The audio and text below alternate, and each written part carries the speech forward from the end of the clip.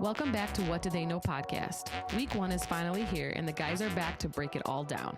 Nick will give you his take on what he saw live from the Jet Stadium, and the guys will each go over some of their top stories, and of course some overreactions and the power rankings from only Week 1. But hey, what do they know? What do they know? Well, we are about to find out. Welcome to Week 1 on the What Do They Know podcast. Best week of the year. Nick and Jeff back with you as always. How's it going, sir? Oh, it's going. As you can see, I got my Coyotes hat on, so it's a team that will never disappoint me ever again. So literally never, ever again. So I'm feeling, don't exist. Yep, I'm feeling jolly. So yeah, Week 1 was in the books. It was fantastic to just relax, watch football, and not even a care in the world. Yep, it was great. Awesome. How was your trip, by the way? My trip was great. So for those who may not have heard, my dad and I did like a little sports weekend getaway. We went to the Yankee game on Saturday, got to see them beat the Blue Jays, which was great. Then we went out to a sports bar and watched Arizona State lose, which was disappointing. Yeah, dude. And then the highlight was really, we went to Week 1, the Steelers at the Jets, and it was about as good of a game as I could have possibly hoped for other than the final score. Right. My dad and I both said the same thing. We were terrified. We didn't know what to expect from the offense, and we didn't ever think about the possibility that the defense could have been as bad as it was. Right. They could not stop a nosebleed. Their secondary needs to be addressed. Let's just put it that way. Their defensive line was great. I'll tell you what, even though the Steelers got the win, the very first play for them on offense to see Rodgers get sacked was awesome. The stadium went bananas. Right. It was electric. Jets fans are literally just craving and just dying for a good team that they can be excited for. And I feel like we got a small glimpse of that yesterday. Right. I could not have been happier. Could not have been happier with the offense. Right. I had zero complaints. Yeah, I mean, Fields, I feel like there's a lot of concerns going into the season with him because there's a lot of uncertainty with him. But, I mean, to see that and know you have him for the next 2 years, I mean, that must feel pretty good. Yeah, I mean, if he looks, and in the offense as a whole, looks even half of what they did against the Steelers, if they look that way against the Bills on Sunday, I'll be ecstatic. Right. I mean, it was as good. It was a good. Here's a frustrating part, though.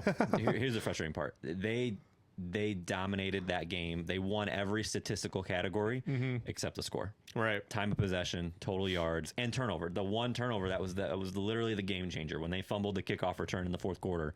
That was a game changer. But I was telling my dad about it. It's the last thing I'll say, and then we'll get into other games. But so for those who may not have seen, the Jets were up 2 scores. I think it was 9 points total. The Steelers scored. They go to kick to the Jets. They fumble the kickoff. And then 2 plays later, Pittsburgh scores again. Oof. Right. So a total shock to the system, shock to the stadium. You went from being up 2 scores to being down, I think it was 5 points, 6 points, whatever it was. And the old Jets, they would have gone 3 and out. Right. No question about it. They just got the world rocked. They got shocked. They would have gone 3 and out. The Jets it's a different team. It's a different Jets team. And they just had a methodical, very, very impressive drive that finished with a really ballsy decision from Aaron Glenn on 4th and goal. He could have either kicked a field goal to make them down by less than 1 score. A field goal would have won it, or they could have gone for it. And he ended up going for it. And they had an amazing naked bootleg, and Justin Fields literally walked into the end zone. So that drive alone shows me that it's a different team, right? And it's a different culture. And it's about as happy as I could have been after a loss. Right. As frustrated and as disappointed as I was, I'm so excited for the next 17 weeks. Yeah, there's a lot of positives that come out of it. So I'm happy for you. Yeah. Better than I could have hoped, honestly, other than the score again. So. Right. All right, we will jump into some top stories as we always do. Each of us have some things that kind of caught our eye that we'll go over. And I just went on a rant, so I'll let you kick it off. Well, my top story is on Daniel Jones. Okay. So, I mean, who would have thought that? Yeah, exactly. Top story of week 1 is Daniel freaking Jones. Yeah, it's not Cover Danny your Dimes. ears, Giants fans. Yep, it's not Danny Dimes anymore. It's Indiana Jones at this point. So. Did you just come up with that on your own? No, that's his new nickname, actually. All right. Yeah. That's awesome. Yeah, I mean, it's talk about turning over a new leaf. It's Saquon Barkley 2.0 for the Giants fans. Oh boy, it's. I mean, he finished 22 for 29, 272 yards, a passing TD, and had two more basically QB sneaks for touchdowns. So Daniel Jones was everywhere in that game, and it just goes to show what happens as a football team if you have an offensive line. Like the Colts, led by Quentin Nelson there at guard, they have a really good offensive line, and unfortunately, that's just something that the New York Giants have been lacking for a very long time. Obviously, Russell Wilson, I think, ended his game like close to 50% completion. I think it was like 18 to 35 or something like that. 17 for 37. 17 for Actually 37. have that written down. Gotcha. But yeah, it's. I mean, when you're scrambling for your life, and every play design is basically thrown out the window, and you're just making it up as you go. It puts a lot of pressure, especially on a rookie quarterback or someone on the rookie deal like Daniel Jones was during his tenure in New York. So to see him get a fresh start, he can be this year's Baker Mayfield, this year's Sam Darnold from last year. I mean, the sky's the limit for Daniel Jones at this point from what I saw from week one. I was astonished for all the right reasons. And honestly, I'm just excited for him. Him and Michael Pittman Jr. especially. Any Michael Pittman Jr. owners out there? He was on my bench. I'm kind of disappointed in myself for not seeing it because of how much Daniel Jones loved Malik Neighbors last year. So as soon as he sticks with the receiver, it's like it's going to him regardless, and the targets are going to be there for Pittman Jr. So Daniel Jones is my top story. Yeah, I like that a lot. That outcome. So who won the game? The Colts beating the Dolphins didn't surprise me, but I think just the final score, really surprised me. And so kudos to them. Tyler Warren looked great. He had a great game as a first start as a rookie tight end. Pittman obviously caught the ball. Taylor had a good game. But that's one that I'm curious to watch. Like, is Miami just that bad, or are the Colts going to surprise at least you and I? And is Jones going to because here's the thing, man. Coaching matters. Yeah. And everybody pointed it out last year when the Giants cut him and he went to Minnesota. He didn't play, but he was with the guy who we talked about in the preseason, who has been dubbed a quarterback whisperer with Kevin O'Connell. And a lot of people said that could be just the exact reset that he needed to get his mechanics in order, get his mind right, whatever it was. Right. That could have been exactly what he needed. And after it's only week one, but it shows that may have been the case. Yeah, no, I mean, we're living witnesses right now. I think this is a turning point. This is a game that Daniel Jones needed. And honestly, it makes Anthony Richardson an afterthought at this point. It solidifies. Dude, you need to get comfortable on the bench. Yeah, it solidified that decision. Obviously, when that happened, we were all questioning what are the Colts doing? What's their next step? Who's going to be the next franchise quarterback? I mean, at this point, it looks like Daniel Jones' team for the rest of the season at this point. Yeah. Yep. All right. So for my second top story, I got the Packers. Okay. Obviously, at least I believe they were going to be really, really good. Obviously, you have them in the Super Bowl. Winning the Super Bowl. Winning the Super Bowl. For my prediction, it's just about consistency from Jordan Love. I mean, 16 for 22 for 188 yards, 2 TDs. It's not lighting up the scoreboard or anything, but at this point, facing off a healthier Detroit Lions defense, that was all you could ask for from Jordan Love, especially. And I mean, he spread the ball really, really well. Yeah. No receiver got more than 3 catches, to the dismay of fantasy owners everywhere. Yeah, seriously. But at the same time, he is a game manager right now. I think before he evolves into an elite passer, this is the progression that he needs to do, and that's finding a certain flow and a certain tempo that gets defenses on their heels, and they don't know what's going to happen next. And Josh Jacobs being there in the backfield to punish defenses that are maybe lacking in the box, and that's the music you need there for the Packers. Yeah. So Jacobs has a streak going back to last season of like 9 straight games with a touchdown. So there's that. He's been very impressive since coming over from Vegas. Jordan Love was good. He was great, obviously, as you just said. But for me, the story was the defense. Yeah. The defense, he didn't. I mean, what'd you say, threw for 188 yards? Yeah. He didn't need to do any more than that because the defense was completely dominant over Detroit. Yeah, 4 sacks. Jared Goff looked like a shell of himself. They kept everybody bottled up. Amon-Ra St. Brown, Jahmyr Gibbs, David Montgomery, Sam Laporta, all the names that you associate with fantasy players that just going bonkers every single week from the Lions. None of them really did. Right. And Goff looked. I thought he looked pretty terrible. Yeah. Honestly. Jordan Love was great, but he really didn't. He didn't have to do a whole lot. Yeah. So I'll be curious to see if and when they play an opponent. I mean, shoot, next week when they play the Commanders. Yeah. If they need to score a little bit more, if he's able to maintain that, because he's been a lot of people's MVP pick. Ooh. So I don't know about that. I don't either. Right. But. He had definitely a great start for Green Bay. Yeah, Micah Parsons made his presence felt with a sack. That's a team to watch, definitely. I mean, dethroning Detroit week 1. Obviously, it doesn't get easier with the Commanders coming into Green Bay. So, but to me, that's a team that's going to definitely be up there. Yeah, agreed. They're going to be there right there at the end of the year. Yep.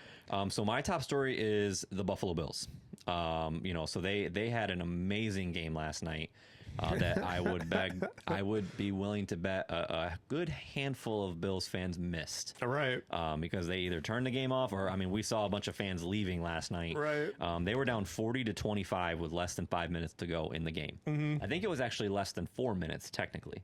And it all kind of predicated from a Derrick Henry fumble, which is a real shame for him because he was otherworldly last night. He was running all over unbelievable as always. Him and Lamar Jackson and Zay Flowers from the Ravens. Right. The three of them played incredible. Right. So they have to feel really, really defeated today. But I'm more impressed with the Buffalo Bills. They were my Super Bowl pick. I predicted them to go all the way and to win it this year. And Josh Allen. He showed why he's the MVP. And I don't know how much of the game you watched last night or how much you listened. I was actually watching it on my iPad on the way home from New York City last night. And I told my brother-in-law, who's a diehard Bills fan, I'm not even a Bills fan, and I was getting so disgustingly annoyed by Chris Collinsworth and how he was just obsessed with the Ravens last night. Yeah. Obsessed with the Ravens, obsessed with Lamar Jackson, made sure to point out that even though Josh Allen won MVP, Lamar Jackson was first team All-Pro. Right. And last night showed you why he was the MVP. Yeah. 100% there's zero room for doubt. That is why he's your MVP. Because put each other on opposite teams. I don't know that Lamar Jackson is doing that. Yes. So Josh Allen's stat line, 33 of 26, 394 yards, 2 passing touchdowns, and then he also had 44 rushing yards and 2 rushing touchdowns. Whew. So, the dude is just a machine. Right. And that is why I wholeheartedly believe that the AFC runs through Buffalo this year. Yeah. You get no argument from me. I think we both had Buffalo as our number 1 seeds on the AFC side, and Josh Allen is the reason why.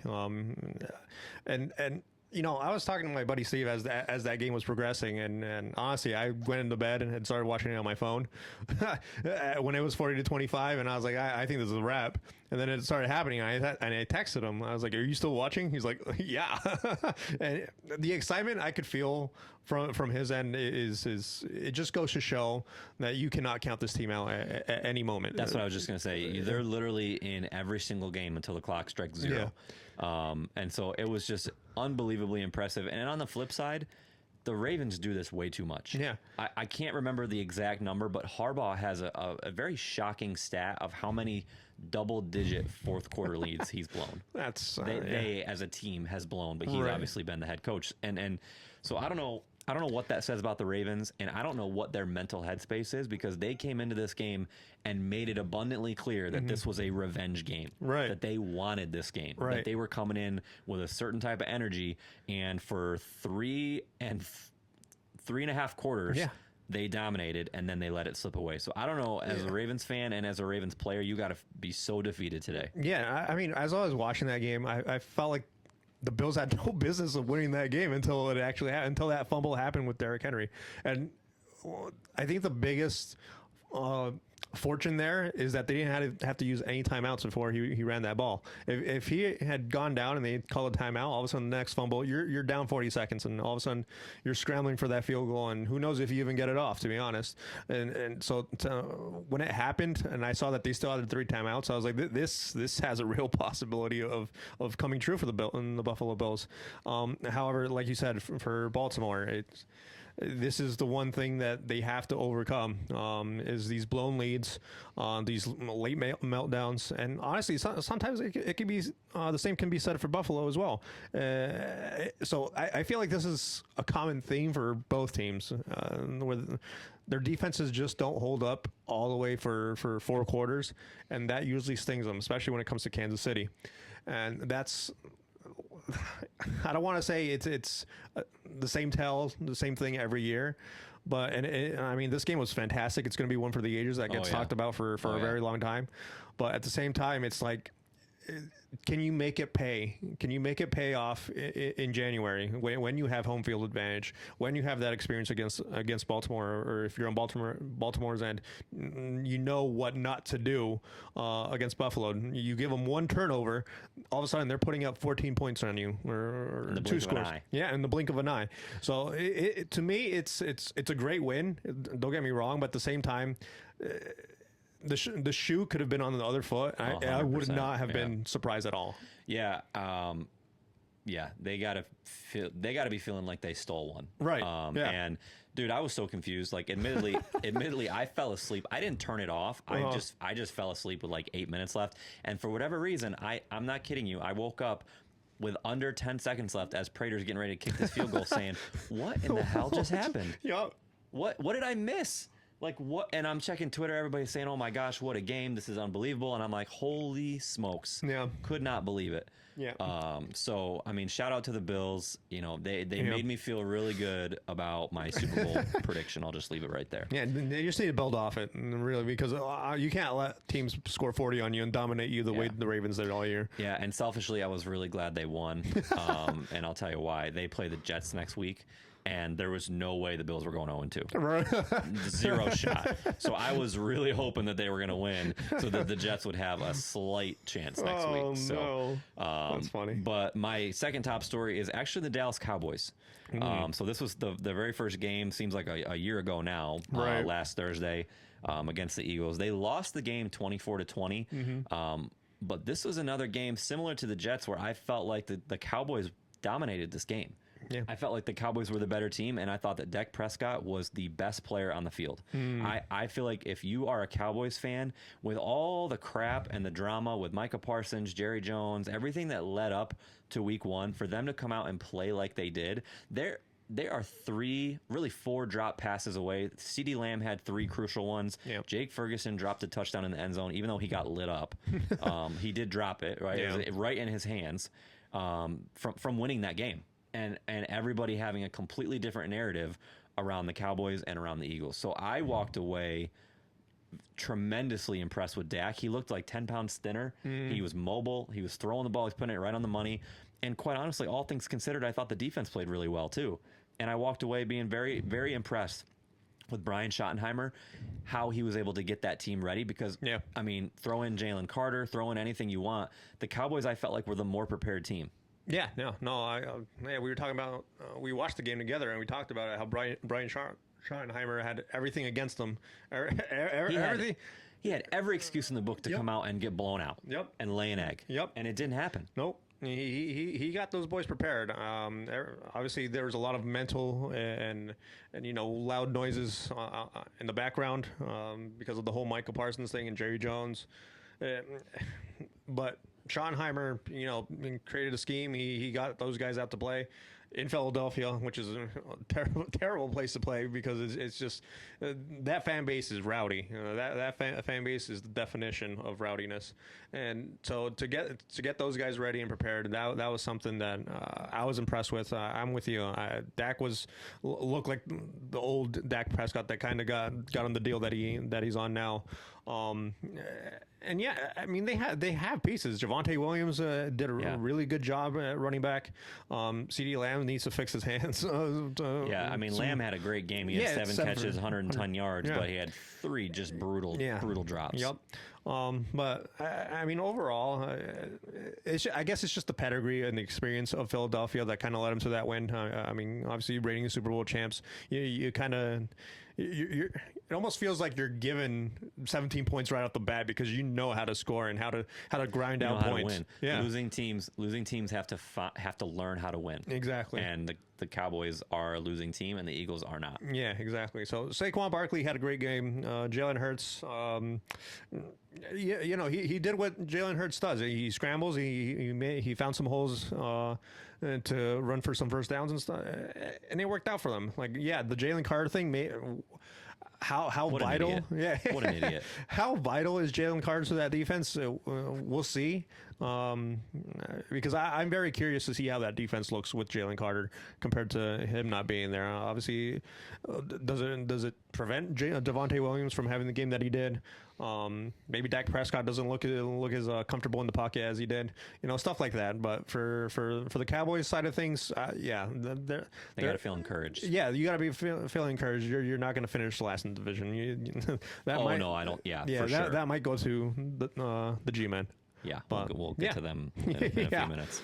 All right, so we will jump over to overreactions, and I feel like there is no better week than week 1 to overreact on stuff. Like, for example, and this is not one of mine, but I want to scream from the mountaintops that the Jets finally found their franchise quarterback. Oh boy! Like, I am just bubbling. I am gushing over Justin Fields. How many Fields jerseys are on the way right now? Dude, I'm getting the rivalry jersey that comes out on Wednesday. You better believe it's going to be a Justin Fields jersey. But that's a massive overreaction, right? I mean, I'm so curious to see if the Jets offense is really that good or the Steelers defense is just really that bad. Time will tell, but that's a classic week 1 overreaction. Yeah, I feel like just to touch on that just quickly, I feel like that this might be Aaron Rodgers' best game as a Steeler, to be honest, just because of the motivation he had. He was so motivated. Yeah.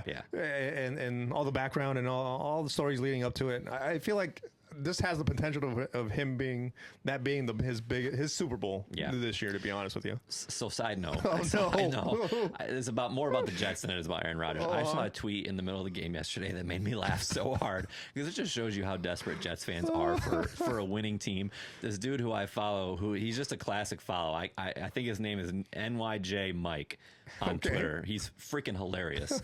I'm pretty sure that's who it was, but so the Jets scored on their first 3 drives. They went field goal, touchdown, field goal. And so he said 3 drives and 3 scores, ... Tanner Eastergaard, welcome to the Jets Ring of Honor, because we're just so not used to seeing that. Right. And so it was just really funny. They're already putting the offensive coordinator in the Jets Hall of Fame because it's just something that you just have not seen in I don't know how many years, a decade probably. Yeah, retire the jersey of Justin Fields right now. Yeah. Well, sign him to an extension right now. All right, so that's a classic. That's a perfect example of an overreaction. So I'll go into mine. Okay. So Mike McDaniel is going to be the first head coach fired. Oh yeah. I don't even think that's an overreaction. I was equally, if not more, turned off by his post game comments than I was how they actually looked. So they just, the Miami Dolphins are a soft team. Yeah. I think that's when it comes down to it. The Colts were physical. We already know the narrative around the Dolphins not being able to play in cold weather, right? Which it was in a dome, but that just goes to show their toughness or their mental capabilities. Right. And Tua looked horrible. His line was 14 of 23.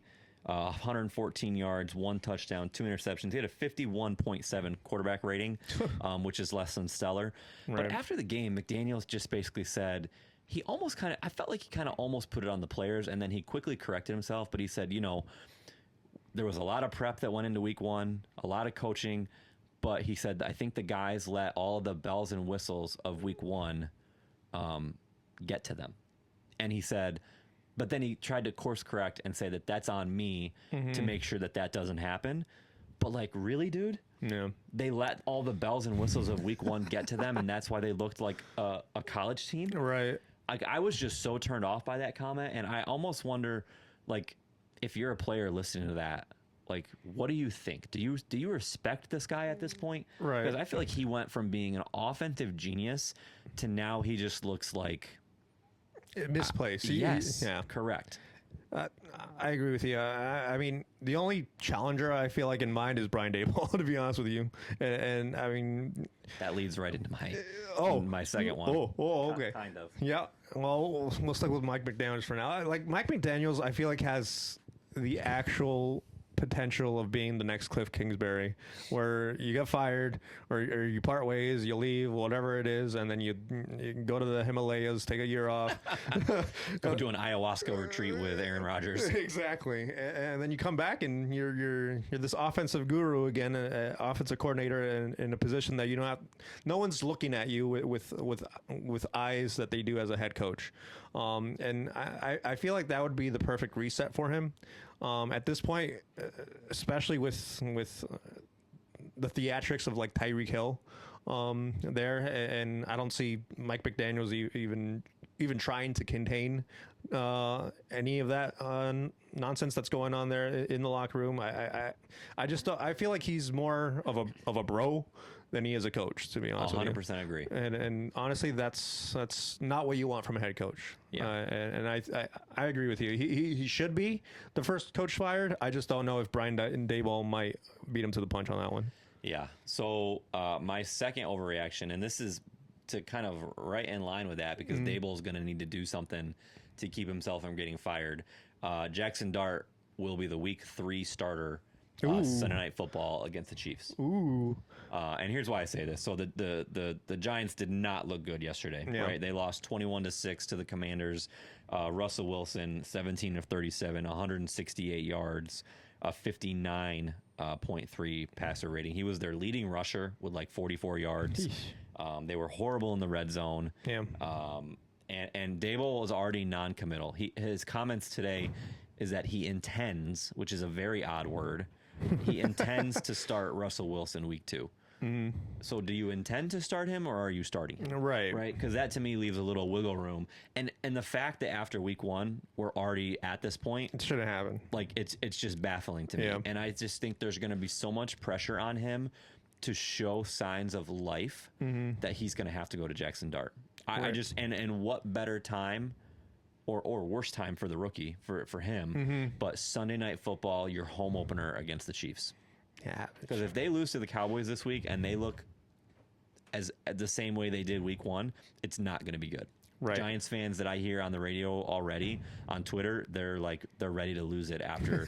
It wasn't just the fact that they lost; it was how bad they looked offensively. Yeah, no, I mean this is a common theme for the Giants is struggling on offense. Their defense looked formidable. Obviously, we talked about the front seven and Thibodeau and Abdul Carter and Burns. That whole gang. It's just offensively they just can never get it right. Obviously, Mikael Neighbors had a little bit of a tirade there with Brian Daboll over in the sidelines. He didn't give him his high five, so that was amusing to see. It's just going to be one of those things where as soon as you name a starter week 1, you need to at least last with them for 4 weeks at least, and from there if I can't see you as soon as you entertain the notions of bringing in switching quarterbacks. All of a sudden, you're making your initial decision look terrible. You're letting it looks desperate. Yeah, everybody knows that it's just to save your job. It's not. It might not even be in the best interest of the team. Yeah, it's because you need to show progress. You need to show that you could potentially make this rookie into something good. Yeah, and you're letting the media steer you and how to manage your team. That's not the sign of the head coach. There's just no way you can explain that. And like you said, it's desperation. It's you're throwing darts at a dartboard and just hoping something. That's a good pun. Yeah. Oh no pun intended. But yeah, it's you're just doing something. And unfortunately, he's done so many things that none of it has really panned out in the way that Giants fans would obviously like. And I feel like he's had the longest leash that I've ever seen a New York coach ever have, and I honestly I just think it just keeps building up and building, and I just don't I'm just done with Brian Dable, to be honest with you. Yes, it's going to be a coin flip between who gets fired first, Mike McDaniels or Brian Dable. Yeah, agreed. All right, what do you got? So my first overreaction is the Chiefs' magic is over. It's done. That's a good one. To be honest with you, when I was watching that game and the Chargers were ahead, I was like, this is the exact sort of scenario where the Chiefs come back and win, and the Chargers find a way to lose. This happened. I saw this script happen over and over and over again. These are the types of games that Chiefs win and Chargers lose, and it didn't turn out that way. Much to my pleasant surprise, it did not turn out that way. And it was great to watch. Yeah. Oh, it was like I feel like everybody who was not a Chiefs fan, that was like therapy. Like now we can officially say football is back. It's not just going through the motions of Chiefs dominating and finding ways to win.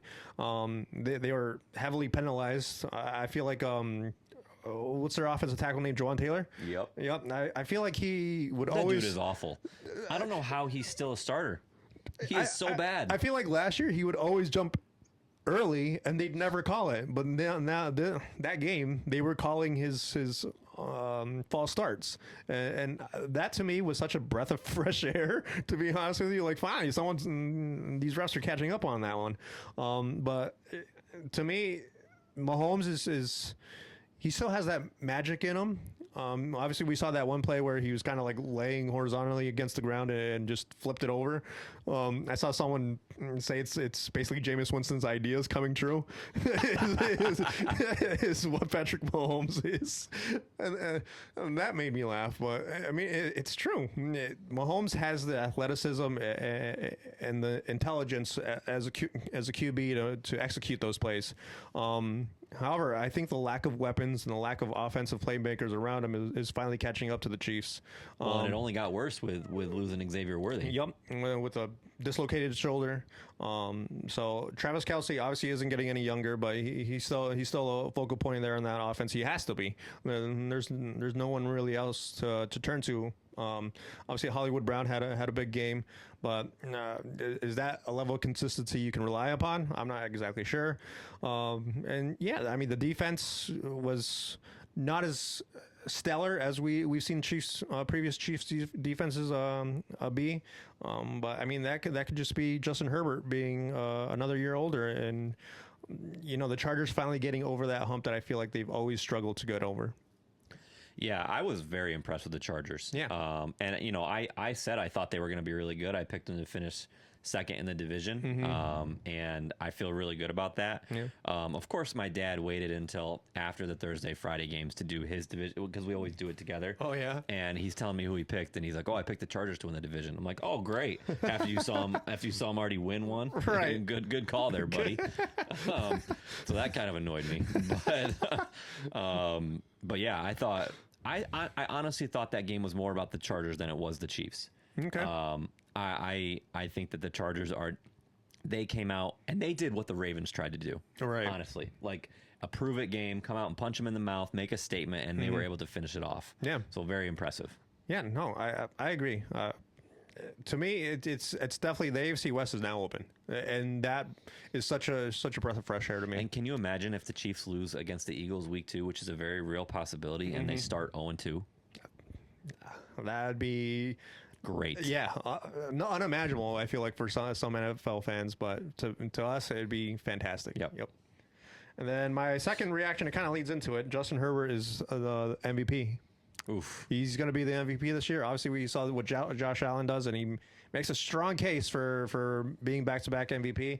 But I feel like Justin Herbert, if he can lead that Chargers team that has kind of been in a drought of sorts for real success since LaDainian Tomlinson days, and Phillip Rivers back in his early days there in San Diego, I feel like the Los Angeles Chargers will finally get the respect that they deserve there in Los Angeles. It's not just the Rams anymore. Yeah, so that's really curious to me, and I'll be very curious to see what they look like in the next few weeks, because one of the things that was most surprising in that game was how they completely flipped their play calling. Yeah. So the Chargers, with everybody knows Jim Harbaugh is run heavy. Yep. Right? And they came out and they freaking threw the ball all over the place. Yeah. I'm like, I was watching it. We were next door watching it with Justin, my brother-in-law and my sister-in-law, and I'm like, dude, what is this team? Yeah. They're throwing it all over the place. Yeah.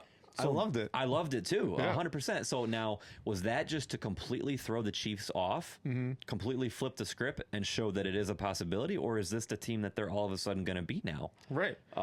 So I'm really curious, because that was one of the biggest shocks for me at week one in general, was how different their offensive play calling was. Yeah. I mean, Justin Herbert threw the ball for 34 times, completed 25, 318, and 3 touchdowns. So, I mean, that's a passing team sort of statistic right there. That's not a rushing first team that John Harbaugh and Jim Harbaugh teams are expected to be, but I loved every second of it. Justin Herbert showed exactly why I've enjoyed his presence since he came in the NFL. You know me, I'm a big Justin Herbert guy. I really do enjoy what he is in the pocket. He can scramble. I mean, he scrambled 7 times for 32 yards. It's not like he's just there immobile, but to me, if this is the new identity of the Chargers, this is a team to be reckoned with. Obviously, their defense was first in points allowed last year. Yeah. It's not a slacking team. I look forward to what the Chargers are going to do this year. Yeah, likewise. So we just each gave overreactions. Give me something that you saw that you feel confident. You're like, no, this is not an overreaction to say this. This is what we're going to see for the whole season. Yeah. My thing is the Bucs still own the NFC South. Okay, that's a good one. Yeah, they beat the Atlanta Falcons in a close one, 23-20. But I mean, Baker Mayfield demonstrated exactly why he's led that team to win the division as many times as he has. I think the Bucs have won that division 4 times in a row at least. But yeah. To me, it's all about culture there. Todd Bowles is definitely carried on the torch from Bruce Arians when he took off. The fact that you drafted Emeka Egbuka and made him a playmaker week 1 already with 2 TDs, that's incredible. But yeah, obviously Atlanta is their biggest contender there in the NFC South, and to already come up with a win in Atlanta over that team is because Atlanta got him twice last year. Yeah. I feel like this was definitely more of a signature win for the Bucs. This was their stamping card. Hey, we're still here. Yeah, exactly. Yeah, don't forget about us type of thing. Yep. Interesting. All right. So mine is the Rams, the LA Rams. I think that the Rams, I have them. What I have them as my 2 seed this year. I'm pretty sure in the East or in the NFC. NFC. Yep. And specifically their defense. Right. So they only gave up 9 points to Houston, 3 field goals. CJ Stroud was a 19 of 27, 188 yards, 1 interception. They also recovered a fumble. They had 3 sacks. And I just think that this Rams defense is going to be phenomenal all year. I really do. So that to me was not an outlier. That's something that I feel like you can stamp and put it in pen. Right. That the Rams are going to be there all year, and specifically their defense is going to be really, really good. Yeah, I'm gonna have to take a deeper look at that Rams team. Obviously, It's I crazy have because I can only name Jared Verse. that's exactly That's the only dude that I can tell you. Yeah. Yep, that's who plays on the Rams. Yep. But I just know they have a bunch of dudes. Yeah. Like they got great towards the end of last year. Obviously, Jared Verse had a coming out party in the playoffs. Yeah. And I can't remember his name, but they drafted his college teammate this year in the second round. And so that was a big thing for them. I want to say he was a nose tackle, defensive end, something like that. Again, I can't remember his name, but they only got better. And so I think that they're just going to be really good. Yeah, no. Obviously, I have the Cardinals winning that division. I have the Rams not even making the playoffs, to be honest with you. But that's just because I didn't understand the intensity of that defense. Like you said, the only person I can name in that defense is Jared Verse. And for better or for worse, I mean, that could either be a really good thing or a really bad thing, because if the other guys aren't playmakers, then that's a bad thing. But obviously, if they're all contributing and basically you have the depth to cover for if anyone's injured or someone needs a breather, then that's a really, really good thing. That's a deep defense in that case, and with a bunch of playmakers, and to hold CJ Stroud and that offense to 9 points, that's pretty impressive. Obviously, CJ Stroud had his struggles during his sophomore year, but obviously coming into year 3, you think he'd want to prove that he was more the rookie version rather than his sophomore year. But yeah, Sean McAvey still has those boys playing. My only thing is the offense. How did that offense look? Matthew Stafford, I'm not sure. I haven't looked at the stats for that game specifically. I mean, they only scored 14 points. Yeah, and that's my biggest concern is yeah. When does Father Time kind of catch up with Matthew Stafford, and especially Devontae Adams there at the wide receiver. Puka went off yesterday. Puka had a good game. But yeah, I feel like maybe they do have the pieces defensively. It just, as wild as it is to say, I wonder if that offense can keep up with them. Yeah, we'll see. We'll see. All right, so we will jump over to power rankings. So every week we will reshuffle, if necessary, our teams that we think are the top 5 right now in the league, 1 through 5. So I will let you kick off our first power rankings of the year. Ooh, boy. All right, so number 1, I got the Packers. I think they had a very impressive win over the Lions, and I think they're here to stay. Number 2, I got the Chargers. Okay. So a little surprising maybe, but I like what they're doing. Number 3, I got the Bills. Obviously putting up that show last night, that was very impressive. Obviously they have some issues to fix on the defense, but if they can get that settled, they'll definitely be there at the end. Number 4, I got the Eagles. Okay. So defending champs, I got to cut them some slack. Yeah. So, maybe against an inspired Cowboys team. And then number 5, I got the Bucks.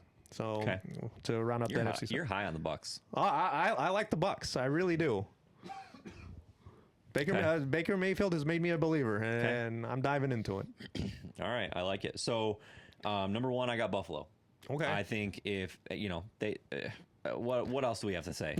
I just think they took as good of a shot as they could last night, and they came back and they still won. Yeah. So I got Buffalo number 1. I got Green Bay number 2. Okay. Very impressed with them and what they did against the Lions. Number 3, I have the Rams. I feel like I'm equally high on the Rams as you are on the Bucks. Bucks, yeah. So I got them number 3. Number 4, I have the Chargers. Very impressed with the Chargers. Curious to see how they continue that. And then number 5, the Eagles. Okay. So I think the only teams we have different, obviously in different orders, are I had the Rams and you had the Bucks. Yep, that's basically it. Yeah. Yep. So, all right. Again, we will adjust those every week as we see fit, right up to the playoffs. Perfect. So for our fantasy football part of our show, we're going to do things a little different this year, and we would love you guys to add some input into this. So we're going to kind of just debate different players, different teams. Like I have one, like I have a start 'em or sit 'em sort of situation in one of my teams that we're just going to go over together and go over matchups, go over how their season's going, who's throwing to them, so on and so forth, right. And just kind of have that dialogue around fantasy lineups. We'll talk about our teams and our lineups and any predicaments that we might be in. So, for example, one that I have in one of my teams is I need to know who I'm going to start at tight end this week. So my starter is Tyler Warren, who had a great day. Right. 7 catches, 76 yards. He had 9 targets. Ooh. So I think it was like 16 points, 14 points, something like that. Great day. But he's going up against Denver. And that's just a gauntlet of a defense. Yeah. Very, very fast, athletic defense. They dominated Tennessee yesterday. So he's my starter. Don't love the matchup. And then my other option is Kyle Pitts, who also had a good game. He had 7 receptions, 59 yards on 8 targets, and he's going up against Minnesota. This was not planned, by the way. I also have Kyle Pitts as one of my potential. There you go. Love it. But no, I mean it's a great debate to have. Obviously, do you roll with the rookie who Tyler Warren has the makings of a Sam Laporta of 2 years ago and Brock Bowers of last year? Obviously, Daniel Jones looks comfortable in that offense. And one thing he loves is finding his tight end. Obviously, we saw a little bit of a kind of what made Darren Waller a name. What was the targets he got from Daniel Jones back when they were still with the Giants, all of them together. So it's not a strange thing for Daniel Jones to aim for the tight end position. But yeah, against that Denver defense, I'm just nervous that this is going to be the game where Indy comes back to life. comes back to reality. Yeah. But part of me is like, don't overthink it. Keep him in there. He had a great game. Right. So I don't know, man. Who am I starting? Who does Pitts go up against? Minnesota. Minnesota? I'd probably go Pitts, to be honest with Okay, you. that means I'm going Warren. Okay, perfect. Good talk. Do the opposite. Yeah. Good talk. What do you got? So I also got Kyle Pitts, but the other person, because this is for my flex play. Okay. The other person I'm probably debating on having there is Dylan Sampson. So the backup running back there in Cleveland. Okay. He had 8 receptions on 8 targets for 64 yards As a running back? As a running back. Wow. Okay. And he had 12 carries for 29 yards, so not a lot of running room. Yeah. Obviously, Jerome Ford was the starter there, but he didn't do much of anything. So it's starting Who to are look they like. playing? Oh, I have to look now. I'll look right now. Yeah, So Cleveland, you said? Cleveland. Oh, I saw it earlier. Week two, Cleveland is playing the Ravens. The Ravens. So that's interesting because you saw, James Cook. yeah, James Cook gashed them last night. Yeah. So I mean, if it's between if it's flex, I'm always going to go running back over tight end. Always, Okay. in my opinion, Yeah. unless it's like Tony Gonzalez, like at tight end, who's like amazing, Hall of Famer. Yeah. I'm always going running back, Right. just for you're getting points multiple ways. Yeah, you can rush the ball, catch the ball, and obviously it sounds like this guy. Yeah, he's a rookie. Was damn near their leading receiver yesterday. Yeah, I mean, it wasn't like they were far behind in terms of the score. Obviously, the Cincinnati Cleveland game was very close throughout the entirety of the game. They only ended up losing by 1 point. So to have 8 receptions on that, I found it impressive. Yeah. That definitely got noticed in my book. Okay. Yeah, if it were up to me, I'd go running back. So you're going Pitts, and I'm going Sampson. Yep. Okay. So if you guys have those questions, those predicaments in your lineups, send them in to us. Obviously, you got to kind of be a little proactive, and like you'd send us stuff for week 3 so we could discuss it next week. Right. But we would love to do that for you and give you our opinion, and you can take it or leave it. Yep. That's what we should call this segment. Take it or leave it. I'm taking Book it. taking your advice. I'm going All Sampson. right, so we will wrap up the show by doing our week 2 picks. Jeff and I sucked week 1. I went 0-3. We both went 0-3. So my lock, and I feel kind of bitter about this. I know it was your idea and I went with it, but I picked the Bengals. Again, we changed it to where your lock has to cover the spread. Yeah. And the Bengals, I think, were favored by 5.5. They only ended up winning by 1. They still won, but they didn't cover. So technically, I got that game wrong. Yep. My upset was the Jets over the Steelers. We all know I got that game wrong. And then our game of the week, I picked the Ravens over the Bills. So I went 0-3 last week. Yeah. Yep. Who'd you have? I know you had New England. I had New England over the Raiders as my lock. They were 3-point favorites. I didn't end up that way. And then my upset was the Panthers over the Jags. Yeah, that one was. Yeah, I'm very disappointed in Bryce Young, to be honest with you. I'm very disappointed in that man. He is grounded. Yeah, he led me astray. Well, I don't know what he showed last year, but he did not show that this past game. Okay. And then you also picked the Ravens, didn't you? Yeah. Yeah. And I picked the So Ravens. we both as well. went 0-3 last week. Yeah. Great start. So we're going to do it again. So we're gonna do it again. So I'll let you go first. Oh, joy. Thank you, man. So our game of the week is the Eagles Eagles at the and Chiefs. Super Bowl rematch. Super Gotta Bowl go. rematch. Gotta go with that as the game of the week. Yep. So, I mean, like you said, it's hard to imagine the Chiefs going 0-2, but I went with the Eagles. So did I. Oh, perfect. Look at that. So we'll see if we start off 0-4 on that one. But yeah, I just feel like the Eagles are a lot more. I feel like they're a lot more prepared. I feel like I don't know what the They're word. in a better spot all around than the Chiefs are, especially now having to deal with Worthy being out multiple weeks. Yeah. And then for my lock, it's a high spread, but I'm still going with it. The Cardinals over the Panthers. Okay. Yeah, the Panthers have. What was that spread? It's 6.5, so it's a touchdown. All right. Yeah, the Panthers have officially ticked me off, so the Cardinals will beat them by more than a touchdown. Oh God, no! Watch the Panthers have Bryce Young have the game of his life. Vengeance game, basically. It's in Arizona, so at least I got that for me. Okay. And then my upset, I got the Bucks over the Texans. The Texans are favored by 2.5. So I got the Bucks over. Of course, you have the Bucks. Buck train all day. All right, cool, love it. So my lock, I'm taking the Cowboys minus 5.5 over the Giants. Okay. So I think the Cowboys can win that game easily by a touchdown, or even 2 field goals, for quite honestly. So minus 5.5 there. My upset, I'm taking the Pats over the Dolphins. The Dolphins are favored by 1.5. I know it's home, but the Dolphins just looked like a shell of themselves. So I'm taking the Pats all day. Yeah. And then I already said game of the week. I'm also taking the Eagles over the Chiefs, and I really hope we get to talk about the Chiefs being 0-2. Oh, I hope so.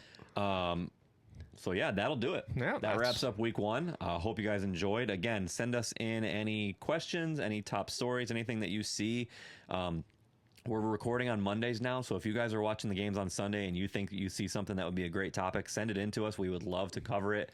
Send us your lineup questions, predicaments, anything you guys have. Can you imagine we didn't see the end result of the Buffalo and Baltimore game? I know.